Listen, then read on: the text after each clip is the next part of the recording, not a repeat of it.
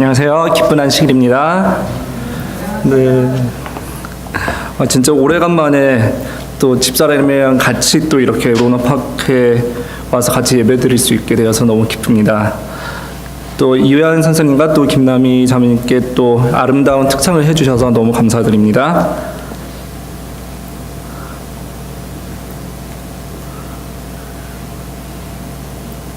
네, 오늘 본문의 말씀은 넷째 계명 창세기 20장 8절로 11절의 말씀입니다. 8절부터 읽겠습니다. 안식일을 기억하여 거룩히 지키라. 엿새 동안은 힘써 내 모든 일을 행할 것이나 일곱째 날은 내 하나님 여호와의 안식일인즉 너나 내 아들이나 내 딸이나 내 남종이나 내 여종이나 내 가축이나 내 문 안에 머무는 객이라도 아무 일도 하지 말라. 이는 엿새 동안에 나 여호와가 하늘과 땅과 바다와 그 가운데 모든 것을 만들고 일곱째 날에 쉬었습니다. 그러므로 나 여호와가 안식일을 복되게 하여 그 날을 거룩하게 하였느니라. 10계명 가운데 무슨 계명이 제일 지키기 어렵습니까? 안식일입니까? 안식일 계명이 제일 힘듭니까? 사실 살인하지 말라는 거 지키기 힘드십니까? 간음하지 말라, 도둑질하지 말라. 사실 이 다른 계명들보다 제일 지키기가 힘든 것이 안식일 계명입니다. 쉬운 것 같으면서도 힘든 것이 바로 안식일 계명의 준수인 것입니다. 저희 재림교인들은 안식일을 지키기 때문에 많은 사람들이 율법주의자라고 그렇게 얘기를 합니다. 근데 어떤 교회도 사실 도둑질하라고 가르치는 교회가 있습니까? 간음하라고 가르치는 교회가 있습니까? 그래서 그런 계명들은 지켜도 율법주의가 아닌데 안식일 계명을 지키면 왜 율법주의입니까? 저희도 그렇고 다른 교회에서도 그렇고 다 그리스도인들은 좋은 사람으로 살기를 가르치고 있습니다. 그래서 그들은 10개 중에 9개를 다 가르치고 그럼에도 불구하고 자기네들은 율법주의자라고 하지 않지만 저희는 그 넷째 계명 하나 더 지킨다고 해서 무엇이 됩니까? 율법주의자가 되는 것입니다. 그렇지만 우리 재림교인 말고 또 율법주의자라고 지적을 받는 또 종교가 또 있습니다. 거기가 어디일까요? 유대인입니다. 그렇죠. 그래서 공통점이 무엇이죠? 재림교인들하고 유대인들은 안식일을 지킨다는 공통점이 있습니다. 그래서 유대인들이 율법주의자라는 지적을 받을 때 저희도 그 같은 지적을 받는 것이 사실 그렇게 과히 놀라워할 일이 아닌 것입니다. 여러분들께서 정통파 유대인의 서점에 한번 가보셨는지 모르겠는데요. 들어가자마자 보통 중앙에 제일 잘 보이는데 진짜 이렇게 두꺼운 책이 하나 있습니다. 그 책이 무엇인지 아십니까? 안식일 준수에 관한 법들을 가져다 모아놓은 책이 이렇게 두껍습니다. 진짜 안식일 준수에 대한 조금이나마 이해 못하거나 모르는 것이 있다면 이 책에서 분명히 찾아볼 수 있는 것입니다. 진짜 아주 상세한 부분도 진짜 놓치지 않고 다 기록되어 있는 책이 바로 이 책인 것입니다. 그래서 정통파 유대인들에게는 39가지 종류의 범하지 말아야 할 규칙들이 있습니다. 그러니까 39가지 규칙들이 아니라 39분류의 규칙들이 있는 것입니다. 이 39가지 분류들을 다 말씀을 드리지는 않지만 좀 몇 가지를 말씀을 드린다면은 짊어 매는 것, 태우는 것, 불 끄는 것, 마무리 짓는 것, 쓰는 것, 지우는 것, 요리하는 것, 씻는 것, 찢는 것, 모형 짓는 것, 심는 것, 추수하는 것, 반죽하는 것, 짓는 것, 뭐 등등 이런 39가지 분류에 하지 말아야 할 것들이 있는 것입니다. 그렇기 때문에 39가지 분류이기 때문에 그 규칙들을 다 따지다 보면은 굉장히 많아지죠. 그래서 이 원칙들을 그렇지만 이 39가지 분류의 원칙들을 분류의 것들을 다 보면은 사실 성경에 나와 있는 원칙들로 비롯된 것들인 것입니다. 그래서 그들을 보고 율법주의자라고 놀리고 그렇게 할 수는 있지만은 그들이 이렇게 성경 공부를 열심히 해서 성경을 열심히 연구를 해서 이런 39가지의 원칙들을 성경에서 이렇게 가지고 나왔고 그리고 그것들을 그렇게 열심히 지킨다는 것은 사실 본받아야 할 점이지 놀려서 될 것들이 아닌 것입니다. 그래서 유대인들을 율법주의자라고 놀리는 반면에 사실 저희 재림교인들도 유대인들을 보고 유대인들이 안식일을 지키는 것을 보고 비웃는 경우가 좀 있습니다. 그래서 저희 부모님이 시카고에 사실 때 옆에 러시아에서 온 유대인 가정이 있었습니다. 그래서 그분들은 안식일이 되면은 꼭 저희 어머니를 불러요. 그래서 꼭 저희 어머니를 불러서 전기 꽂아달라고 합니다. 그래서 꼭 전기 꽂아달라고 하는데 그래서 어머니가 그분들에게 말씀하셨습니다. 왜 당신들은 나는 이거를 꽂아도 된다고 생각을 하냐고. 그래서 내가 이방인이라서 그렇게 생각을 하는 것이 아닙니까? 그래서 이방인은 안식일 안 지켜도 되고 당신들만 유대인들만 그러면 안식일을 지켜야 됩니까? 라고 그렇게 말씀을 하시고 또 안식일 교인이고 재림교인이고 안식일을 지키신다는 것을 설명을 하니까 그냥 좀 웃고 넘어가려고 그냥 굉장히 많이 웃으셨다고 합니다. 근데 사실 이런 것들을 보고는 우리 재림교인들도 유대인들이 너무 심하다 이런 생각을 많이 합니다. 그리고 유대인들 진짜 특별히 정통파 유대인들을 보면은 다 집이 어디에 있죠? 집이 딱 회당과 일정한 거리에 있습니다.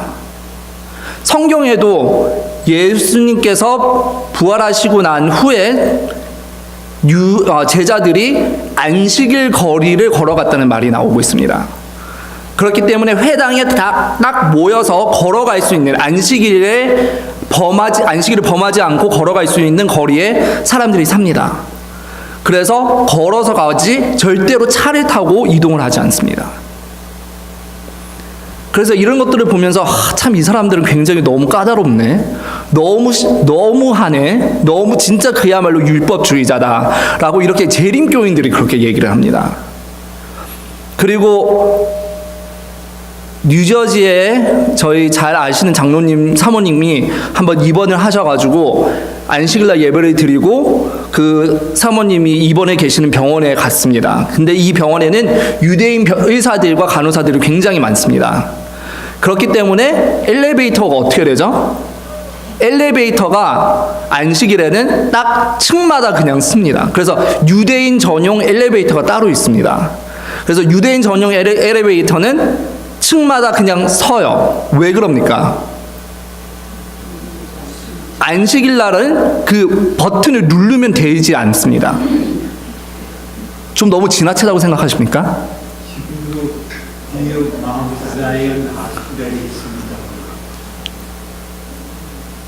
그리고 예루살렘에 이렇게 성지순례나 또 예루살렘에 또 저희 신학과 학생들이 히브리어를 배우러 예루살렘에 가는 여름에 또 가곤 합니다. 그런데 이때 가면은 이 학생들이 꼭 가고 싶어하는 데 중에 하나가 거기에 있는 유명 호텔입니다. 꼭 거기를 안식일날 가보고 싶어요. 왜냐하면은 그 호텔에도 그 병원의 그 엘리베이터가 그렇듯이 안식일 날은 꼭 층마다 쓰는 것입니다. 또 다시 말하자면 왜 그럽니까? 안식일 날 버튼을 누르면 되지 않기 때문에.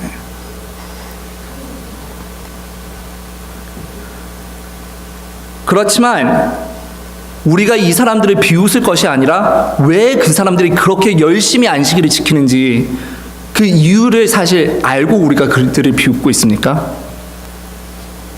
왜 그 사람들이 버튼조차 하나도 누르지 말아야 되면서까지 안식일을 지키는 것일까요?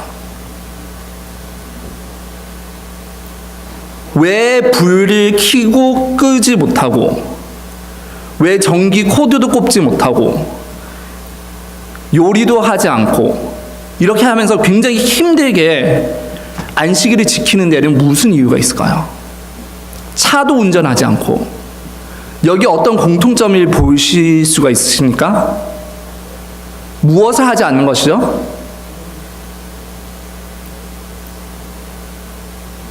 인간이 만든 것을 하지 않는 것입니다. 차를 누가 만들었죠? 인간이 만들었습니다. 엘리베이터, 그리고 또 엘리베이터에 있는 버튼들, 그걸 누가 만들었죠? 인간들이 만든 것입니다.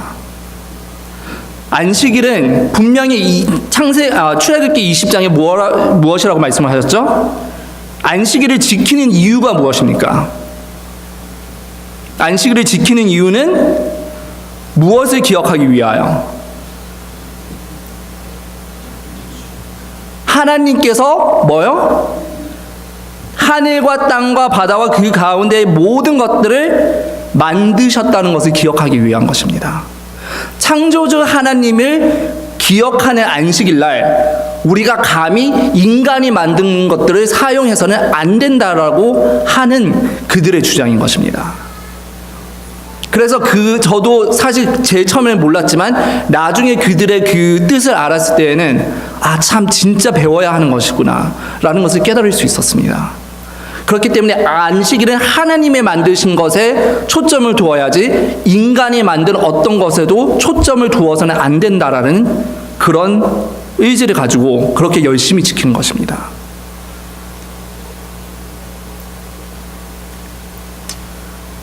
그래서 사실 안식일을 지키는 것은 굉장히 힘듭니다. 특별히 이 시대에 또 젊은 사람들에게는, 학생들, 이름 사람들에게는 사실 안식일을 지킨다는 것이 굉장히 어렵습니다. 그렇지만 학생이든 또 어르신들이든 누구이든 간에 사실 안식일을 지키기는 매 순간마다 이 해가 지나가면 지나갈수록 사실 더 힘들어지고 있습니다. 사실 안식일이 이렇게 막 시작되면은 금요일에 해가 질 때 무슨 특별한 하늘에서 별이 쏟아지던지, 또 안식일 날은 하루 종일 무슨 특별한 안식일 쌍무지기가 뜬다든지 뭐 이런 것이 없습니다. 그렇죠? 다른 24시간이랑 완전히 똑같아요. 그래서 우리가 눈으로 보거나 느낄 수 있는 어떤 것으로 안식일이 특별하다는 것을 보여주는 것이 사실 하나도 없습니다. 그렇기 때문에 안식일을 지키는 것은 무엇이 필요해요? 믿음이 필요한 것입니다. 만일 이렇게 볼 수 있는 어떤 것들이 이렇게 딱 우리에게 보여진다면은 어떤 누구도 이날은 뭔가 틀리구나라고 생각을 할 수 있지만, 안식일을 준수하는 것은 완전히 순전히 하나님께서 주신 말씀에 의지해서만이 믿을 수 있는 것입니다.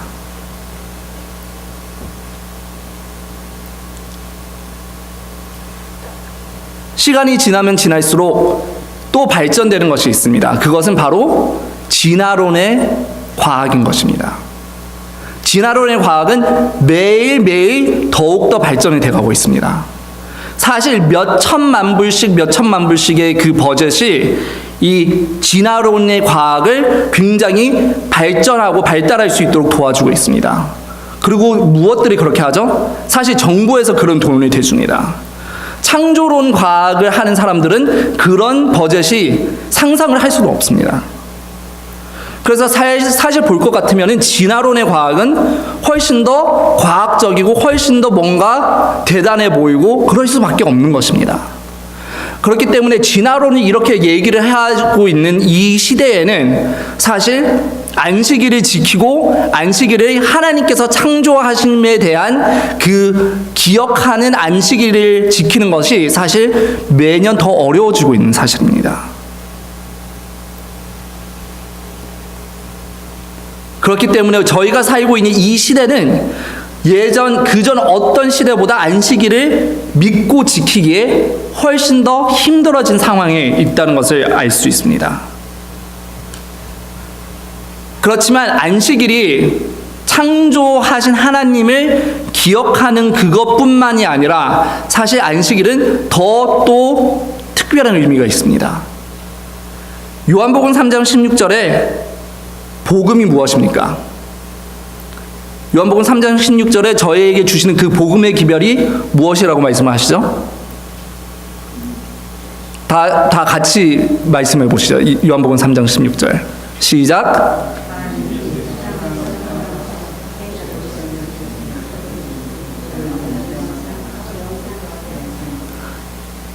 그러니까 복음의 기별은 우리에게 무엇을 주신다고 말씀하시는 것이죠? 영생을 주신다는 말씀을 하시는 것입니다.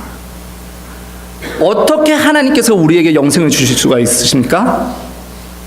하나님께서 생명을 부여하여 주실 수 있는 분이 아니시면은 영생을 주실 수가 없으십니다. 그렇기 때문에 안식일과 구원은 굉장히 뜻깊은 관련이 있는 것입니다. 하나님께서 우리를 창조하시고 생명을 주실 수 있으셨던 분이시기 때문에 우리가 무엇을 할 수 있습니까? 우리는 하나님께서 저희에게 다시금 삶을 주시고 생명을 주셔서 영생을 할 수 있게 해주신다는 믿음의 기초가 되는 것이 바로 안식일인 것입니다.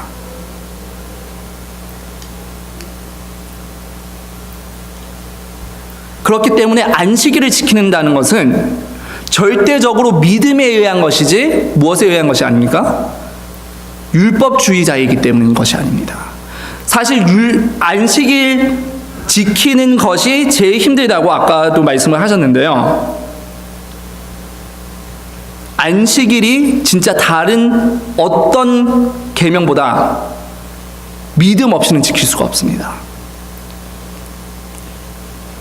그래서 지금 진화론에 대해서 얘기를 조금 했는데요. 저희가 만약 진화론을 믿는다면은, 그래서 만약 진화론으로 하나님께서 아담과 하와를 창조를 하셨고 그 에덴 동산이 진화론으로 완성이 됐다고 믿는다고 생각을 해봅시다. 자, 그러면은 계시록 21장에 무엇이 나오죠? 성경에서 제일 마지막 장 전장 21장에 무엇이 나오죠? 계시록 21장. 계시록 21장에 새 예루살렘이 이 땅에 오고 나서 무엇이 이루어지죠? 재창조, 새 창조를 하시는 그 광경이 나옵니다.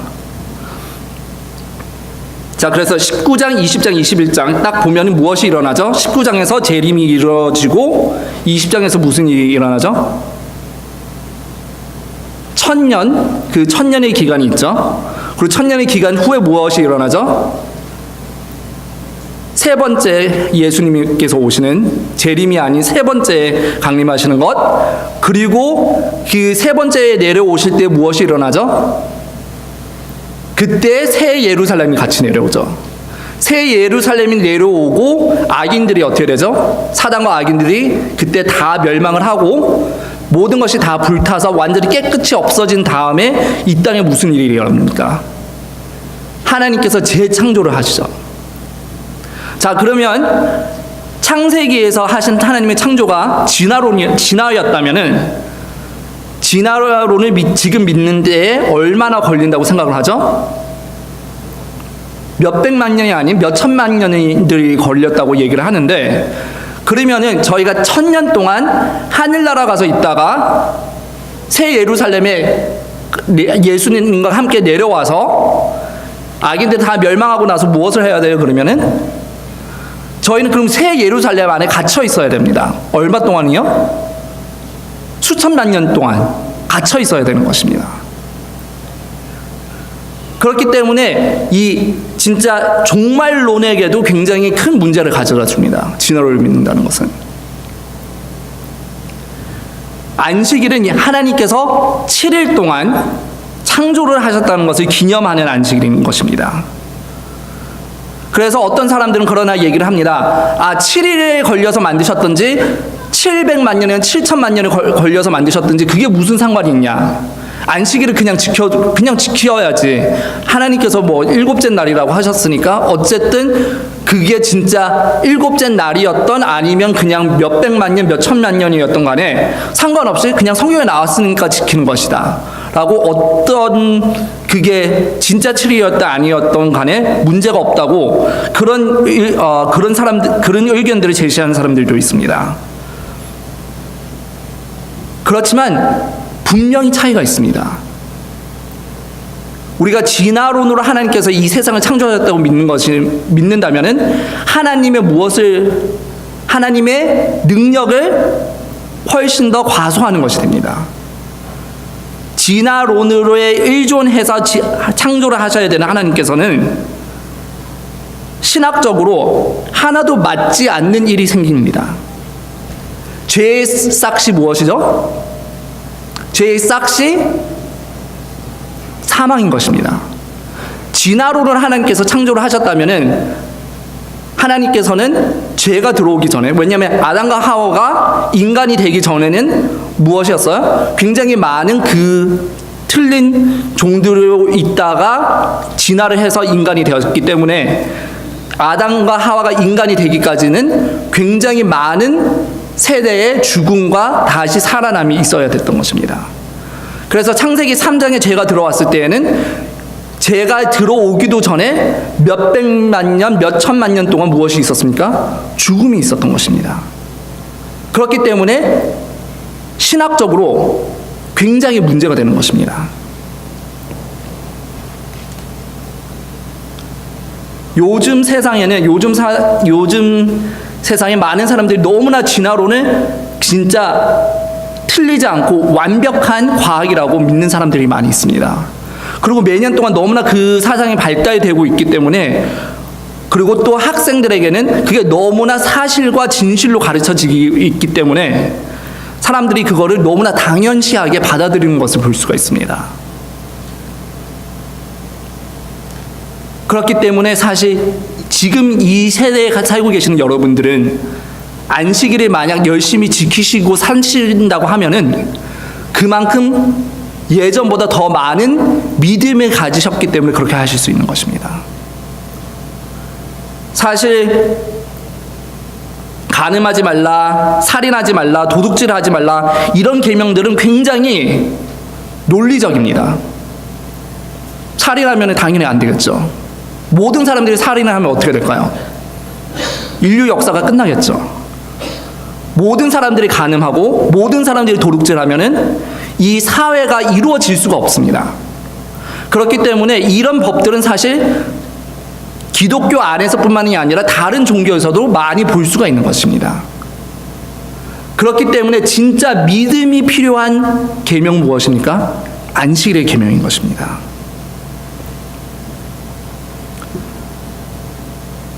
지금은 대한전력이라고 하지만 한국전력이라고 하죠. 지금은 한국전력이라고 하지만 그전에는 그 회사가 있기 전에 조선전기가 있었습니다. 그 회사가 일본인들한테서 한국인들에게 넘어올 때 그 회사를 물려받으신 세 사람 중에 한 분이 저희 할아버지셨습니다. 그래서 할아버지께서는 그 조선전기에서 일을 하고 계셨고, 그때 해방 후에 계속 거기서 일을 하고 계셨고, 그리고 있다가 무슨 일이 일어났죠? 6.25가 일어났습니다. 그렇죠? 그래서 이 6.25 당시에 이 조선전선에 있었던 높은 분들에게는 다 트럭을 한 대씩 보냈습니다. 그래서 그 트럭을 타고 어디까지 가요? 부산까지 가죠. 여러분들이 다 아시다시피 부산만 북한이 공산군들이 쳐들어오지 못한 곳인 거 다 알고 계시죠. 그래서 그 조선전선에 있었던 그 높은 그 분들은 다 트럭을 가지고 부산으로 내려가셨습니다. 그래서 할아버지도 마찬가지로 그 트럭을 집에다가 보내시고, 그리고 회사에서 일 마무리 지실 것들을 다 마무리 지시고, 그리고 집에 와서 이제 내가 집에 가면은 그러면 다 집사람이랑 애들은 준비 다 됐고 짐도 다 쌓여있고 우리가 이제 피난을 가면 되겠구나 생각을 하시고 집에 딱 오셨는데 트럭이 없는 것입니다. 그리고 집에 들어오시니까 짐이 하나도 쌓여 있지가 않고 집이 아주 조용한 것입니다. 그래서 안방으로 들어가셨더니 저희 할머니께서 성경을 읽고 계십니다. 그래서 여보 왜 짐이 하나도 안 싸고 이렇게 가만히 있냐고, 지금 피난에 빨리 가야 되는데. 이때 저희 할머니께서 하신 말씀은 마태복음 24장에 있는 말씀입니다. 마태복음 24장 20절에 있는 말씀 누가 찾아서 읽어주시기 바라겠습니다. 마태복음 24장 20절의 말씀입니다.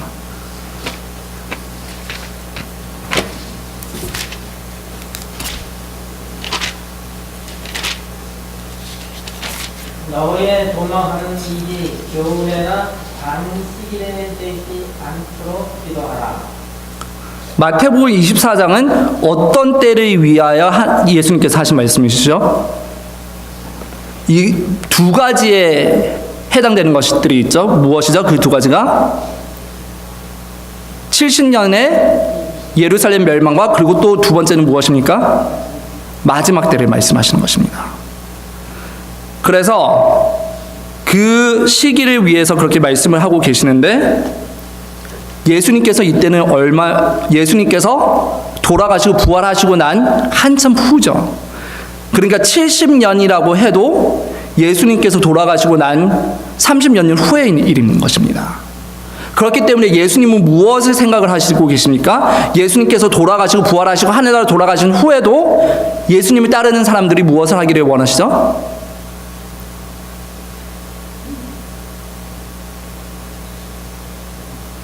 안식일을 지키기를 당연하게 생각하고 계시는 것입니다. 그래서 너희가 도망하는 때가 안식일이 되지 않기를 기도하라고까지 말씀을 하고 계십니다. 저희 할아버지는 그때 재림교인이 아니셨고 기독교인도 아니셨지만 할머니께서 이 마태복음 24장 20절을 가르치시면서 이렇기 때문에 오늘은 금요일이고 안식일을 준비하는 날이기 때문에 나는 피난을 갈 수가 없다고 말씀을 하셨습니다. 보통 한국 남편들이었으면 어떻게 반응했을까요? 특별히 교인이 아니었으면. 저희 할아버지는 너무나 애처가셨습니다. 하나도 화도 내시지 않고 그냥 그대로 그러면 부인이 하는 대로 하셨습니다. 그래서 일요일 안식일을 다 지키시고 일요일 날 돼서 그때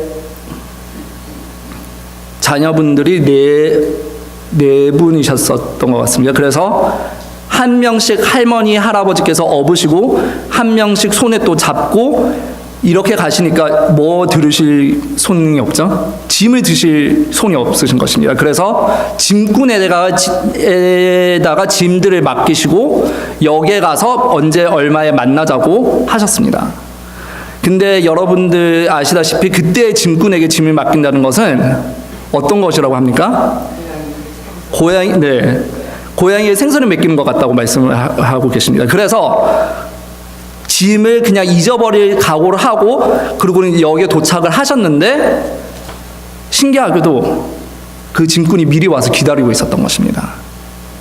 그리고 미리 와서 기다리고 있었고 또 기차에 타셨는데 기차 한 칸 전체가 그 전선의 그 칸이었는데 다른 분들은 다 기차를 타고 가셔가지고 트럭에 다 타고 가셔가지고 딱 두 가정만이 그 한 칸 전체를 타고 가셨던 것입니다.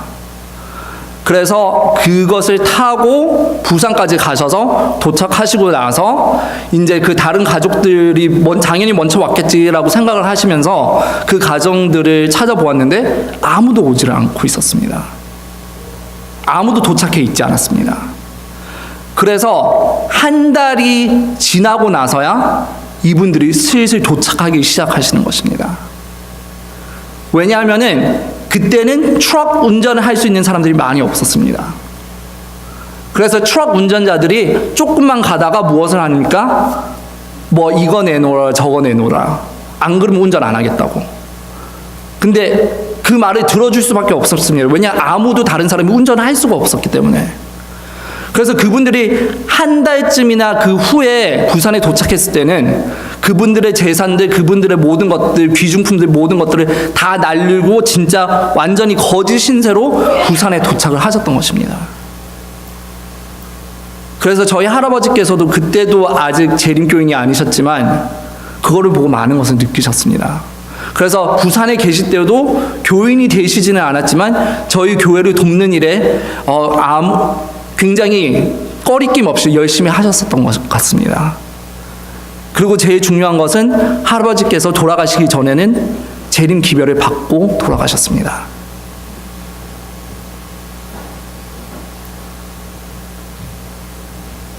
예수님께서는 마지막 환난 때에 우리가 안식일을 지킬 것이라고 생각을 하고 계십니다. 그러면은 이제 여러분들이 안식일을 지킬 것을 바라고 계시는 예수님의 뜻을 존중하시기 위해서는 안식일을 제대로 지켜야 되시지 않겠습니까? 그래서 계시록에 나오는 말씀에 하나님의 인과 또 무엇이 나오죠? 짐승의 표가 나오죠. 짐승의 표는 무엇이고 하나님의 인은 무엇입니까? 하나님의 인은 안식일이고 짐승의 표는 뭐죠? 일요일입니다. 재림교인들이신 여러분들은 다 아시죠? 짐승의 표는 일요일, 안식일은 무엇이요? 하나님의 인. 그러면 짐승의 표를 받는 사람은 하나님의 인을 받을 수 없고 하나님의 인을 받은 사람은 짐승의 표를 받을 수 없는데, 창세기 13장 16절에 가보겠습니다. 짐승의 표를 받은 사람들만이 무엇을 할 수가 있습니까? 네, 찾으신 분 읽어주시기 바랍니다. 계시록 13장 16절과 17절 읽어주시기 바랍니다. 내가 내 자손이 땅의 티끌 같게 하리니 사람이 땅의 티끌을 능히 셀 수 있을 텐데 내 자손도 세리라. 너는 일어나 그 땅을 종과 행으로 두루 다녀보라. 내가 그것을 내게 주리라. 네, 죄송합니다. 제가 계시록이란 말씀 창세기라고 잘못 말씀드린 것 같습니다. 네, 16절, 17절에 보면은 계시록 13장 16절 17절에 그가 모든 자 곧 작은 자나 큰 자나 부자나 가난한 자나 자유인이나 종들에게 그 오른손이나 이마에 표를 받게 하며, 짐승의 표죠. 그 누구든지 이 표를 가진 자 외에는 매매를 못하게 하니 이 표는 곧 짐승의 이름이나 그 이름의 수라. 지혜가 여기 있나니 총명한 자는 그 짐승의 수를 세어보라. 그것은 사람의 수니 그의 수는 616이니라. 네, 요즘에 보는 그 사본들에 사실 이게 666이 아니고 616이라는 그런 지금 것들이 나오고 있습니다. 사실 666이라는 이 번호 가지고 사람들이 굉장히 많이 그러죠. 근데 이게 사실 666이 아니라 616일 수가 있습니다. 그렇기 때문에 이 번호가 어떤 것이라는 게 사실 중요한 것이 아니라 무엇이 중요한 것이죠? 이것과 연관된 것이 사실 중요한 것이에요. 번호가 중요한 것이 아니라. 근데 연관된 것이 무엇이죠? 하나님의 인을 받는 사람은 무엇을 못해요? 매매를 하지 못하는 것, 곧 사고 파는 것을 하지 못하는 것입니다. 그렇기 때문에 안식일에는 사고 파는 것이 안 하는 것이 사실 무엇을 해주는 것입니까? 우리가 나중에 안식일을 지켜서 하나님의 이익을 받는 사람들로서 사고 파는 것을 못하는 것에 대한 대행 예비라고 볼 수가 있는 것입니다. 진짜 우리가 준비하는 것입니다. 사실 성화가 무엇입니까? 우리가 하나님께 죄를 용서를 받고 난 후에는 성화로서 무엇을 해요? 그냥 용서만 받고 없어진 것이 아니라 진짜 우리 속 안에서 무엇이 일어나죠? 우리가 바뀌어서 하나님의 형상에 가까워지는 것입니다. 안식일이 성화에 포함이 되는 것입니다. 우리가 하나님의 인을 받을 사람들로서 우리가 지금 이 일주일에 한 번 사고 파는 일을 그만두지 못한다면은 우리가 그때 가서 어떻게 사고 파는 일을 그만둘 수 있겠습니까? 그렇기 때문에 사고 파는 것을 중지한다는 것은 안식일이 아주 중요한 것 중에 하나인 것입니다. 이 사상은 사실 구약의 느헤미야 10장에서도 분명히 나오고 있습니다. 느헤미야가 굉장히 화났던 일이 무엇입니까? 사람들이 안식일에 와가지고 예루살렘에 와서 사고 팔고 하는 것 때문에 굉장히 화가 났던 것을 볼 수가 있습니다. 그 죄가 얼마나 큰 것인지 분명히 느헤미야에 나오고 있습니다. 그렇기 때문에 안식일을 거룩히 지킨다는 것 중에 사실 요즘에 우리가 이 마지막 때에 제일 중요한 것 중에 하나는 사고 파는 것을 중지하는 것입니다. 사실 요즘 세상에 이 사고 파는 것 때문에 사실 너무나 많은 악이 이 세상에 들어오고 있습니다.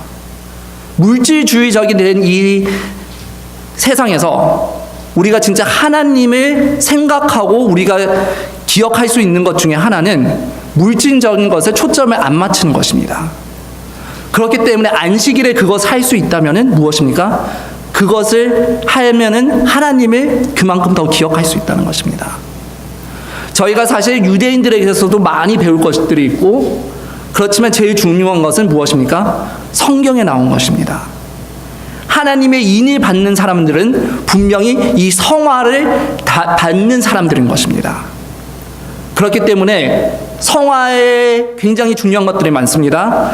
이렇게 막 화가 막 나는 이런 그 성품을 가졌던 분들, 또 아니면은 다른 죄들을 하기 좋아했던 사람들, 이런 사람들이 다 그 죄들도 성화가 돼야 하지만 사실 제일 중요한 성화는 무엇입니까?